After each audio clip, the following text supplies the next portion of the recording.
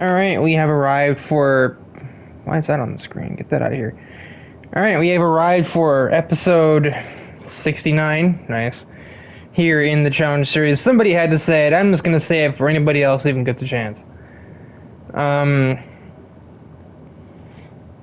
yeah, this episode will be a bit shorter.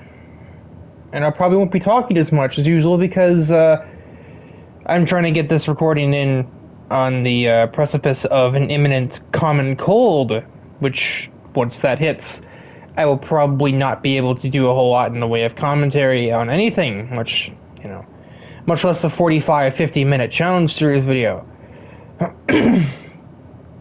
So, yeah. It's gonna be a struggle to get through this one. It's just a slightly sore throat at the moment, but it doesn't make this any less painful. It doesn't make it less painful, that's for sure. It's also hilarious, because in order to record this episode, I'm foregoing commentating the league race. So I literally said, no, I can't commentate today, and then really took my happy ass on here to commentate a video. I am such a hypocrite.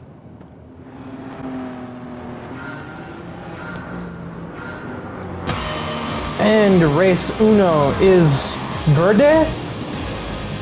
Yeah, I think that's the Spanish word. Appropriate. I'm attempting to speak very uncultured Espanol when we're racing at Interlagos, which I don't know if it. No, I'd probably speak Portuguese when it. I don't actually. No, funny thing, I've been to Brazil before. Fun fact. So, yeah, Interlagos. The 5-lap race, since we're in faster cars, and this is a pretty short layout. I think the race clock's in at about 8 minutes. On board with myself, heading into the lower mid pack here in the race.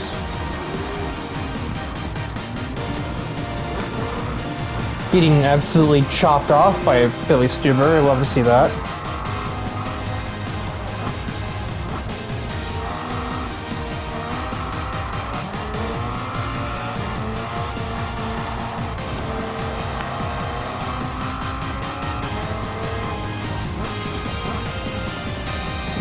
Jake's defending for me, just put them alongside Dominic, and I'll just pass them both, thank you very much.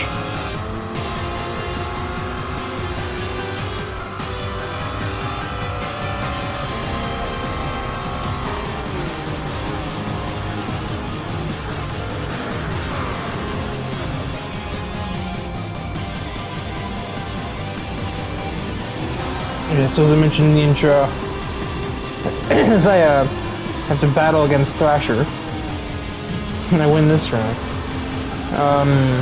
As mentioned in the intro, I'm probably not going to be trying to slow down a little bit on the commentary. Obviously I'll be talking, but I'm not going to be talking more than I have to, and I'm not going to be, the most excited person ever.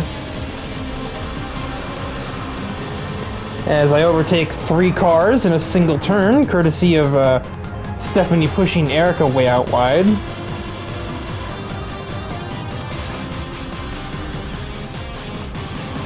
And at the moment, Ryan Wolf has about a second or two lead.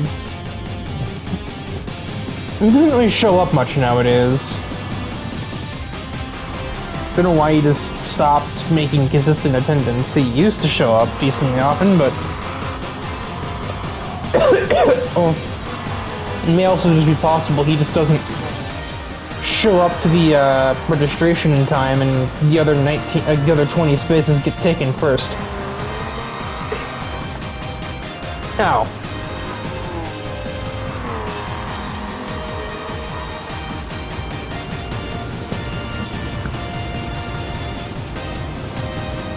Ew.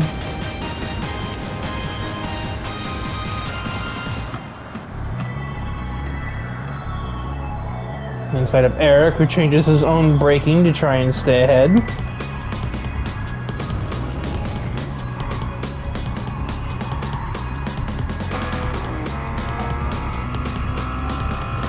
That was an oddly quiet Viper, not gonna lie. Don't know if anybody else noticed that.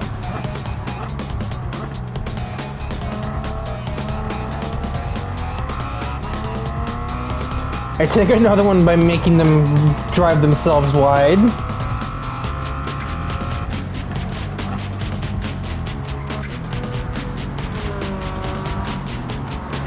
I've been oddly good at that in this race. Pretending that I'm gonna send it, making the opponent react to something I'm not actually doing. We got car 71 versus car 72. Though won't be seeing 70 or 73 here today.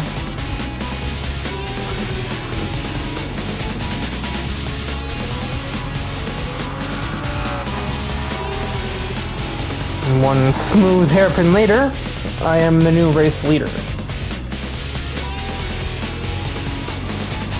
As we make our way onto the front stretch to begin essentially 2 laps to go. New.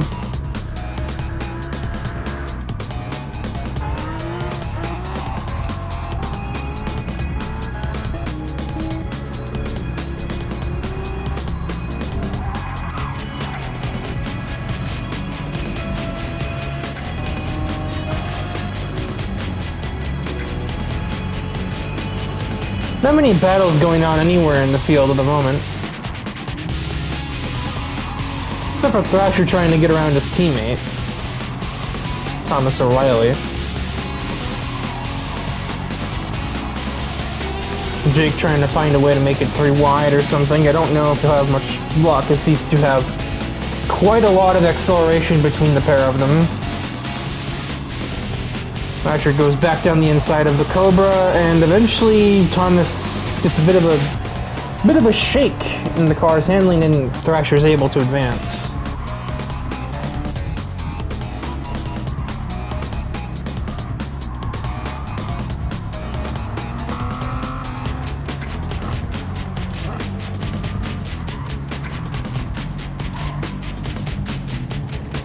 The way that the AI take this hairpin bothers me. They're supposed to arc that in.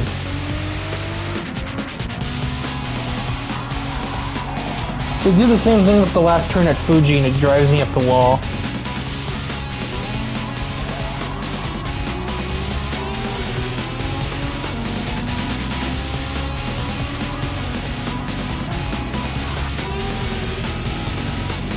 Wolf is really taking his foot off the gas here. I'm like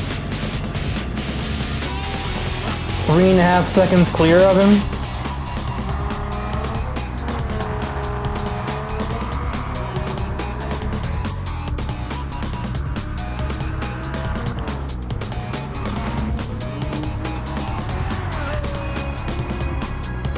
We got Kaiser overtaking Katsuragi.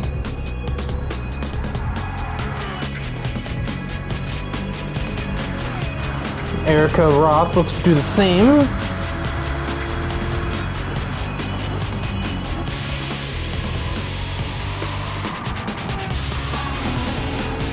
And Roth just kind of halfway, like, subtly forces Veronica off the circuit to take P7 away.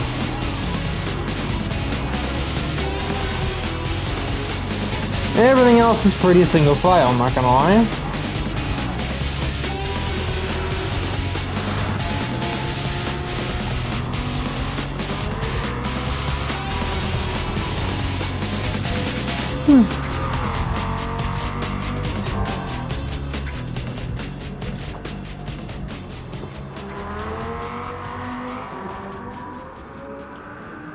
And as I head out of the last real corner, and now on to the back straightaway, we take those here at Interlagos. An absolutely crushing victory. About 4 or 5 seconds in hand over Ryan Wolf, and Terrence Blackpool will finish with him on the podium. Ryan Wolf finds himself in a Dodge Viper sandwich.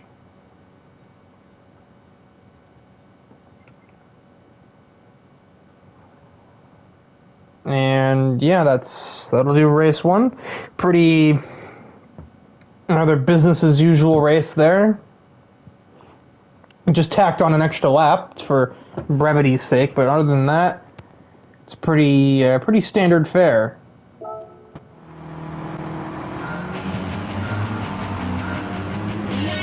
Race 2 is green, and it's time for some extreme racing here in Tokyo.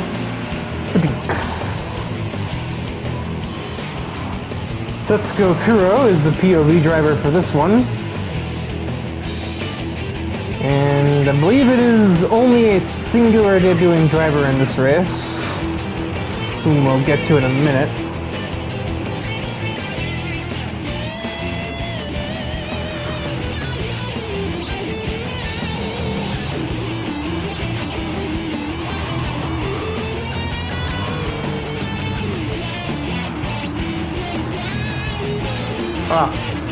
We have a new car.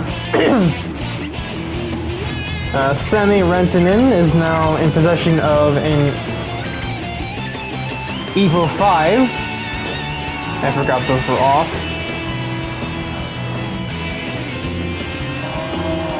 And then we have the new driver of this race, Victoria Noir. People who saw this side story, let's spreadsheet. The side story know roughly who this is. Now they're making their on-track debut, and they're going to have to battle another GTO. And also Travis Wild, who's down the inside.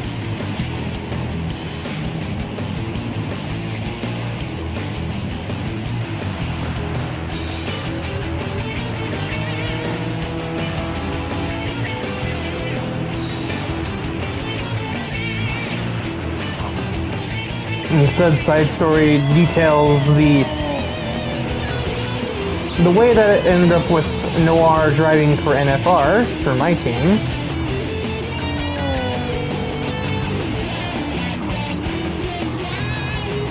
Ear itching. Even though she drives on my team now, it was still kind of hard to get like an incredible estimation of what this person's like. Like, I think they're an otaku weeb, I think, but we kind of act that there's more to it than that, as Kuro's already into the top 10. She seems to know these roads rather well. Fuck, it's almost like she lives here or something. And she's having to navigate the expressway traffic for sure. She's all the way on the inside, being forced to more or less cut the corner to not wreck somebody because Rantanen just kind of failed to give her any room. She makes a bit of contact with Axel, but nothing, no real harm done, I would say. Because door contact usually doesn't do much.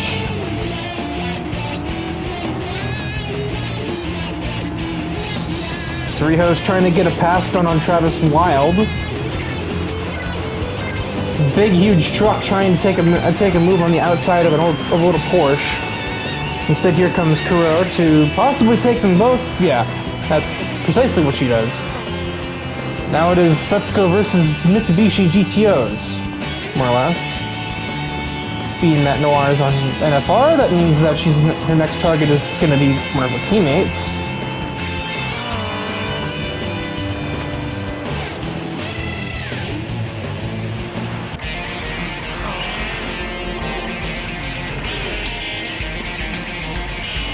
I think Noir actually just straight up let her go.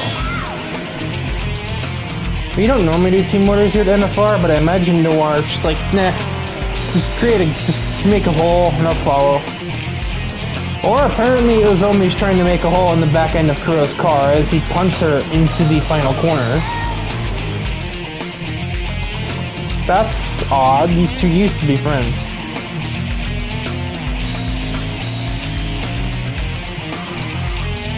Well, that just looks deliberate. And she understeers out into the wall, allowing the GTO to take the lead. She gives him a couple of revenge swipes. And here comes Noir to completely take advantage of the compromised GTO, which she does pretty smoothly. So it's an NFR 1-2 at the moment. But Axel Valentine is quickly approaching to try and probably put that on ice.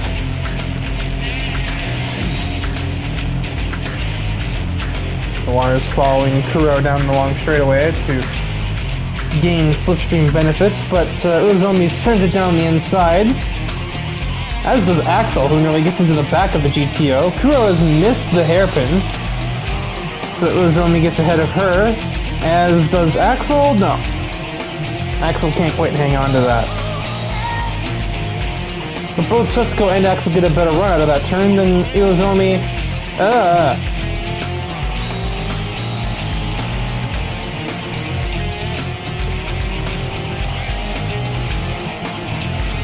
Put a melee going on here for P1. Oh, Kuro just flies away through that high-speed right. Oh my word.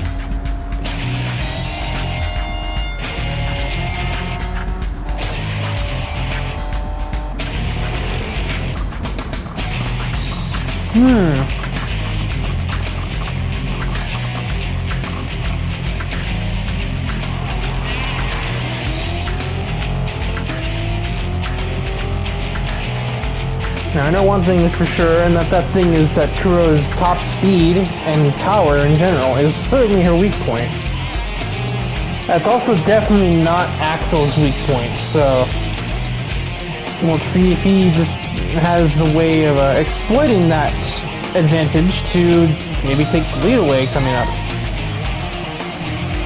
Especially when we're about to have a pretty long straightaway here, and then an even longer one after the next turn. So I think Setsuko might be in a bit of danger here because that Pantera has some lethal straight line power.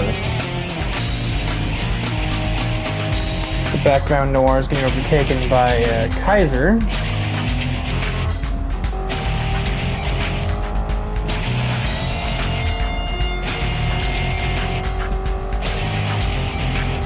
Oh yeah, that's gaining awfully quickly. Axel's probably going to try and dive bomb here. No, he won't. Yes, he will.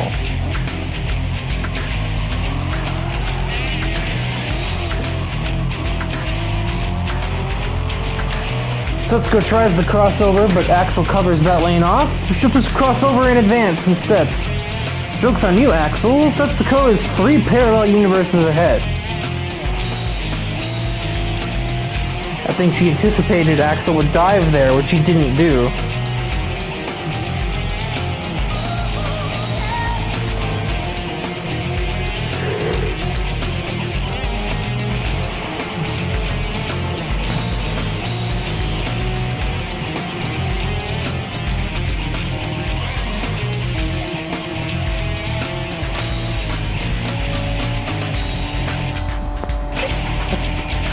Ow.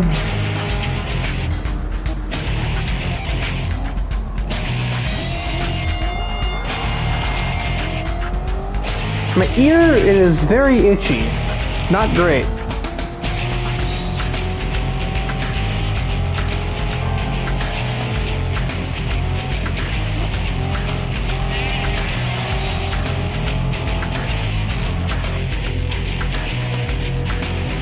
As Setsuko heads out of the final set of S's here at Tokyo Expressway.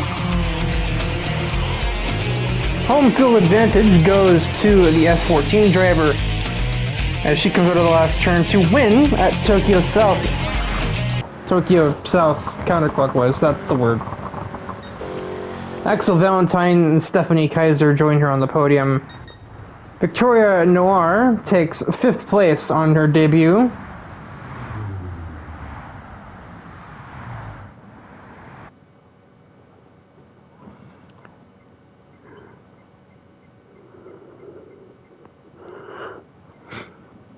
Sammy's Evo 5 didn't really get the best debut with a 14th place result.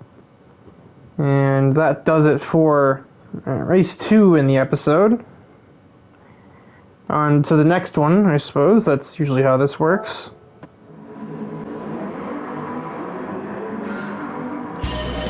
Good lights. We are green for the 3rd race of the episode. It is the 760 class. Running at Autopolis. And, we do have 2, oh no, oh dear God, Jesus! Oh! Well, yeah, this race didn't really get a chance to go anywhere from that.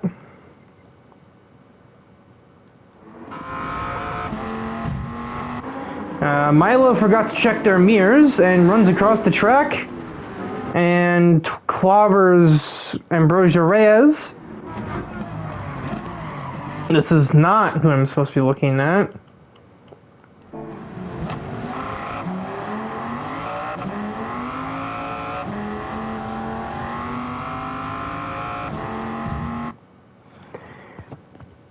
But yeah, Ambrosio went for a gap that was there.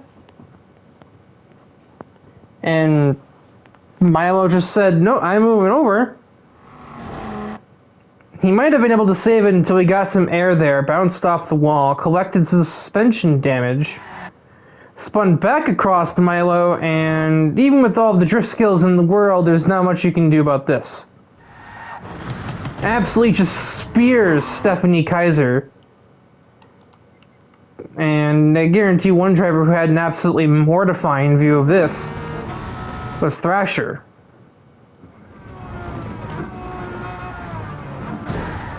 Oh my god, yes! Oh, Jesus.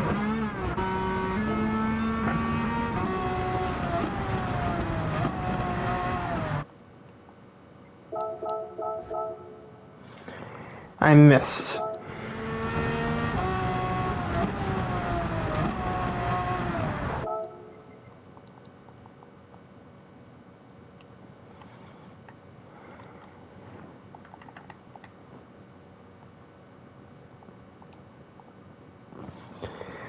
I didn't miss by much, and this spears Kaiser and himself off the racetrack. So, as you can tell, we needed a red flag for that, but that left a lot of debris. There was a lot of Porsche debris left over on the track from that.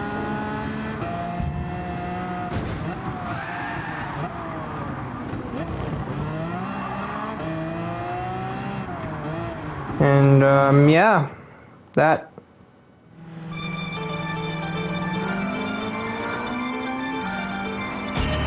And race 4 is green. Yeah, we couldn't get the race going again.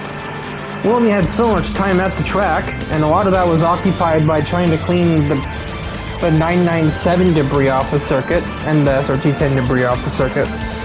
That's totaled Ambrosio Reyes right out of the series, because that was a humongous destruction for his car.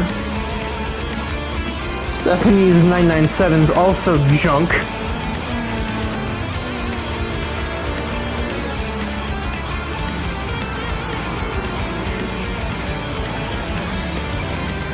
And now we reach race 4, where we're on board with Rebecca Briggs and Laguna Seca.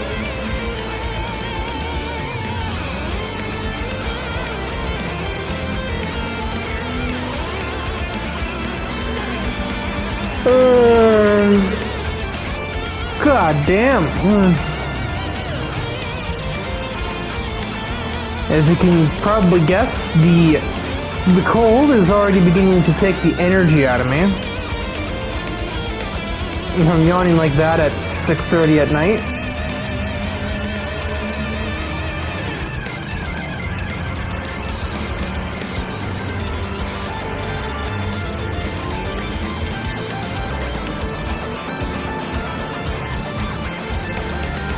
One lap's in the books. Rebecca's already up to P13.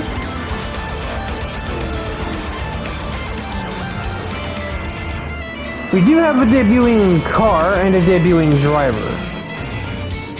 Debuting car, Noriaki Nakazato has now a regular NSX as well as his Rei Amemiya, or Amemiya, whatever the heck. This is in 640, obviously, whereas the other one's in 680. And then Nakazato has invited his little drifting protege, Kyoko Sugimoto, which adds another S14 to the fray. And she is getting embarrassed on these straightaways.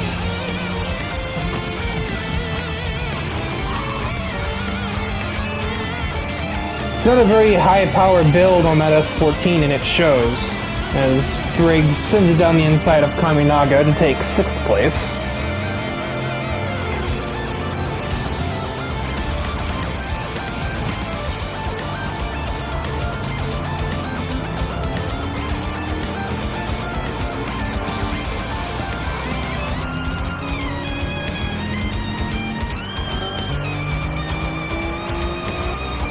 At the moment, Fidel Fabian is the leader.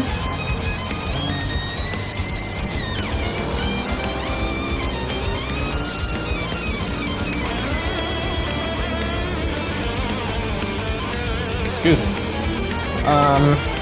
You hear I thought I'd be coughing the whole time, that's why I'd be muting the mic a bunch. No, apparently it's gas.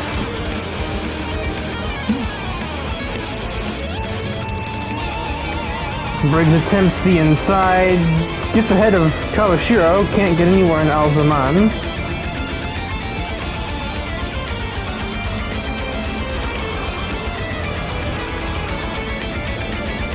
Bit oversteer, that Camaro is a bit of a diva, just from what I can see from here. Out drags the truck.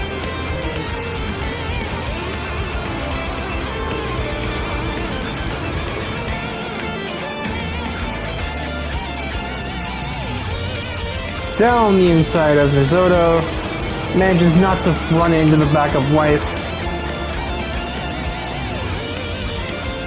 Gonna try a 2-for-1 deal heading through the corkscrew, but Fidel's gonna brake quite aggressively.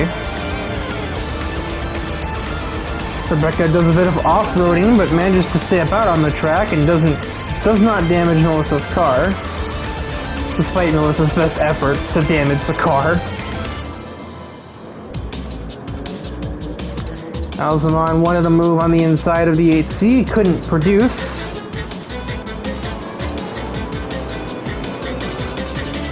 I think we saw a bit of defense from Fidel Fabian as he attempts to hang on to the lead against the V28. But I believe that reign is over, as just as we've crossed the line to begin the final lap, Rebecca Briggs will grab the lead of the race.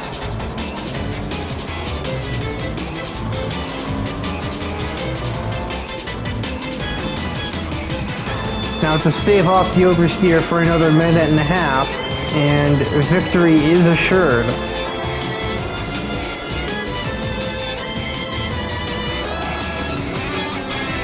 Not doing the greatest job of that thus far.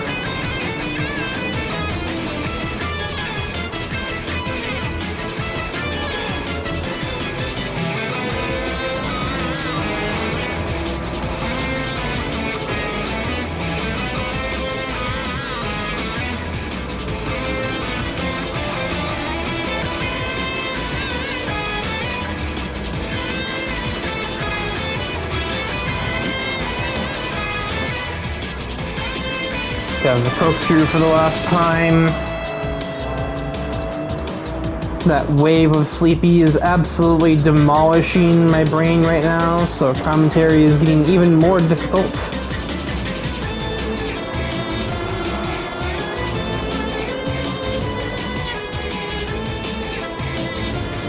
Final hairpin, and Rebecca Briggs is going to floor it out of the last turn and take the dub at Laguna Seca.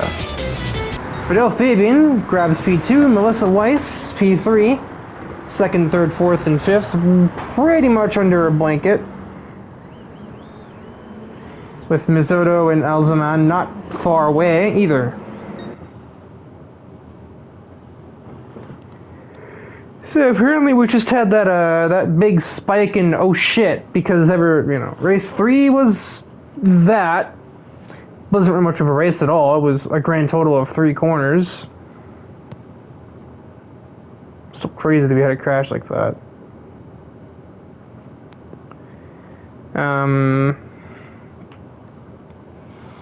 But race 1 was business as usual. Race 2 was slightly less so, only because we had debuting drivers. Other than that, it was kind of normal.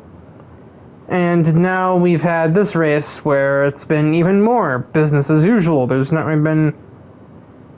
there's been excitement this episode, but it's been in very limited quantities. Perhaps as we move on to the final race, that might change.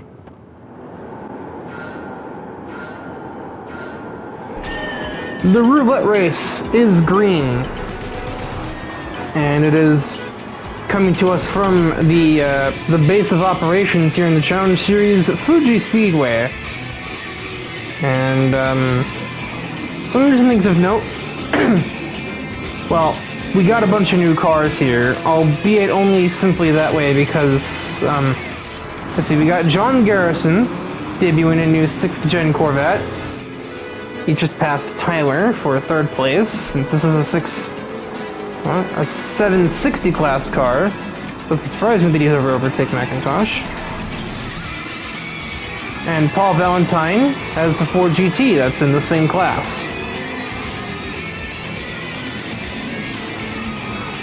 And then we have this is a rare one that it's a debuting driver that possesses multiple vehicles. But we're on board with Victoria Noir. And if you're thinking, yeah, didn't we just see them driving a GTO? And you'd be right.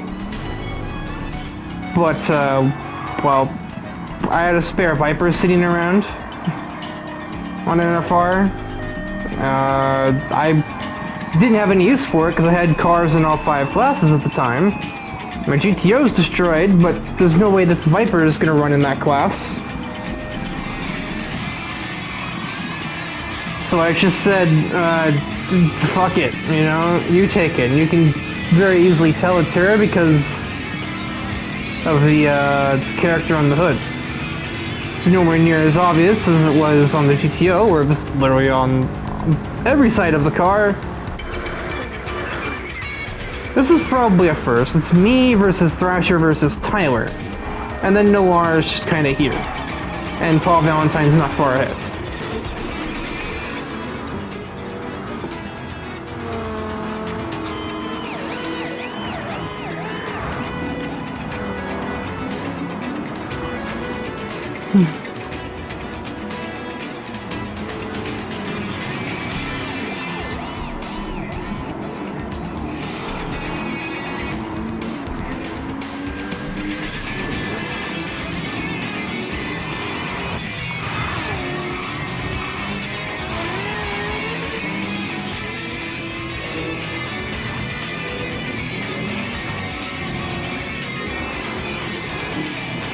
Yeah, those are the debuting drivers, there's nothing else. As you can tell, between drowsiness and sore throat, the commentary has taken a step down in this episode, and I apologize for that, but I want to get the episode made before I can no longer do it. Because I only have a feeling that the cold's gonna get worse, and when it does that, I won't be in any mood to commentate shit.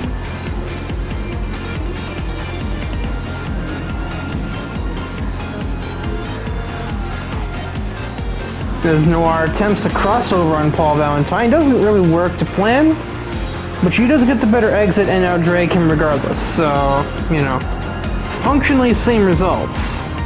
Just passes Eric like they're standing still, because he might as well be, he's in a lower division. And Valentine says fuck it, and cuts Noir off at the apex to grab P3 back. Noir blares the horn in slight frustration, can't say I blame her. She goes back down the inside and takes the spot back, literally one corner later. I'd like to remind you that Aventador is 720 class. Garrison is struggling to take the position away as big contact is made between DePrisco and Garrison. And Noir must smell the blood in the water as ahead of Dom DePrisco. Braking zone literally takes her up to Garrison's back bumper, but can't quite make the move there.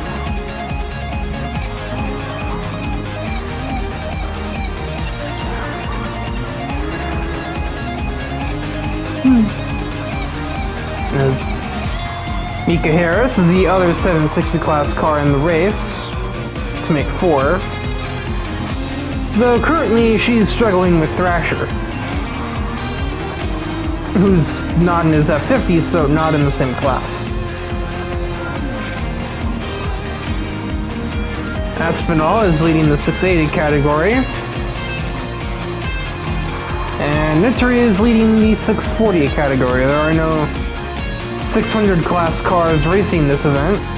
And then we have the back three who took damage early on in the race and now are completely out of the picture.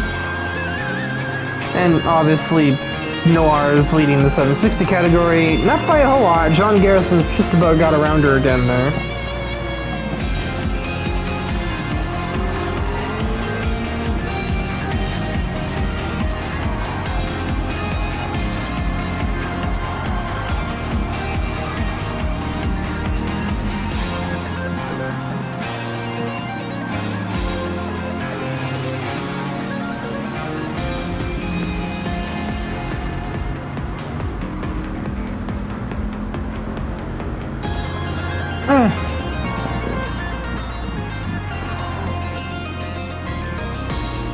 You know,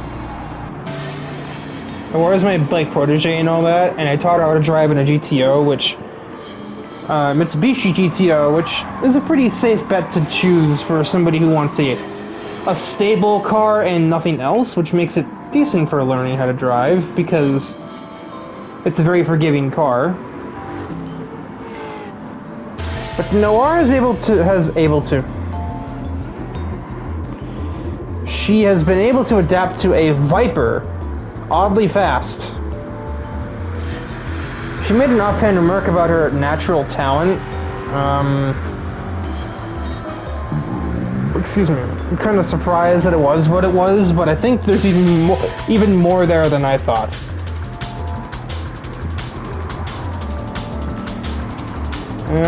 Just about gets it stopped for the first turn.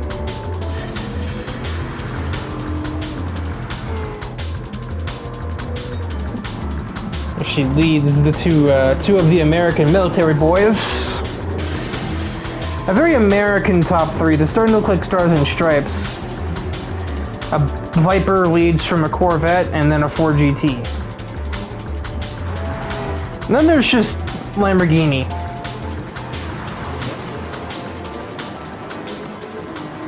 And Mika's Ford GT is some ways behind. Ow! There's that, and I was expecting more of that today, to be honest.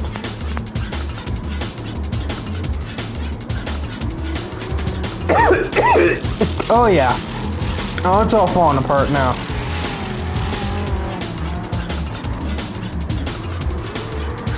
That's gonna be a downward spiral from here.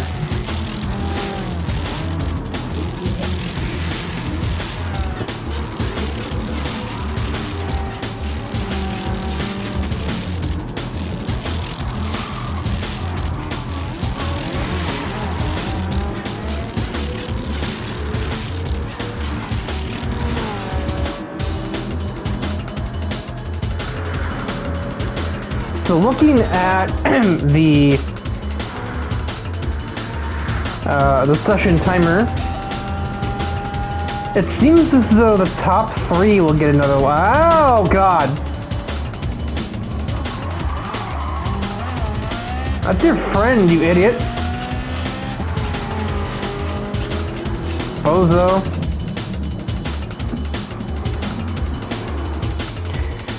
This is going to be the final lap for everybody except for the top three cars, who are going to cross the line with less than 10 seconds to go.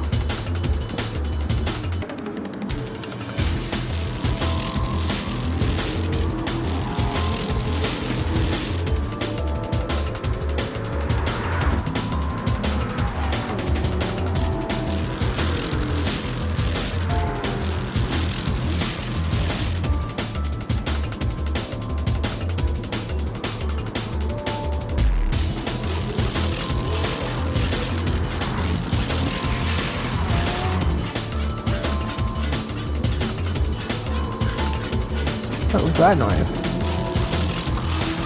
Mika has finally gotten ahead of her teammate at the, pretty much the last minute.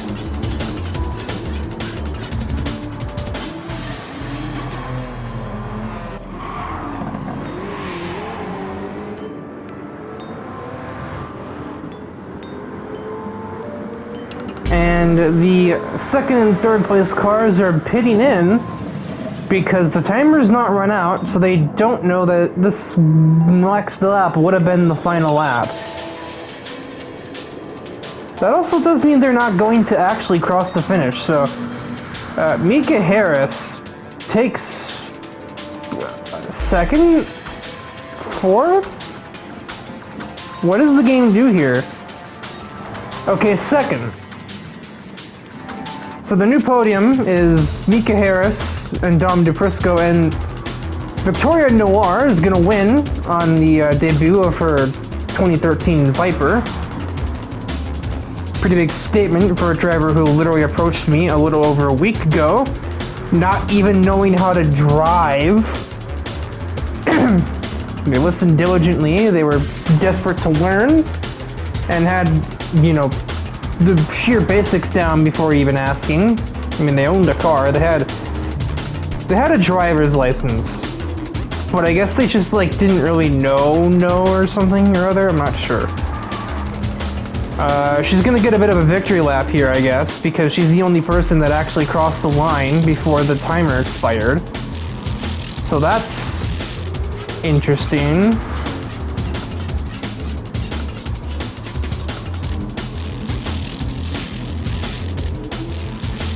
So, Victoria Noir, a minute and a half behind schedule, heads out of the last turn, makes her way down the front straightaway, and grabs the checkered flag here at Fuji, in just her second race in the Challenge Series. Mika Harris is granted P2, Dom P3. So Dom wins the 720 category. Noir obviously wins 760 because she won the race. That's a shot.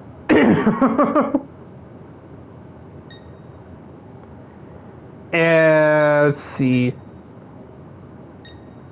The game isn't even having Garrison and Valentine exit the pits, so I guess they just took a bunch of damage they're just having get fixed in there.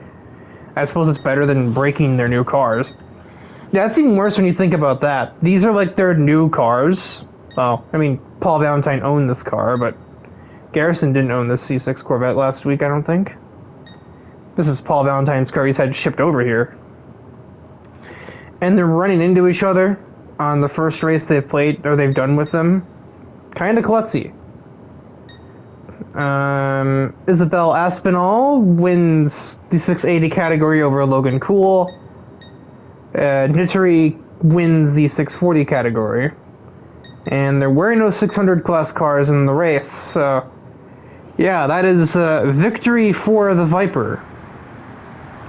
Or can't spell victory without, or Victoria without Victor. Or something or other, I don't know. Talking out of my ass. So that'll do it for the nice episode. Relatively short because race 3 didn't really exist. We didn't get to do the red flag restart on that race because of how long it took to clean the pieces of Porsche and Viper off the circuit. But until next time, also known as until my common cold goes away, goodbye.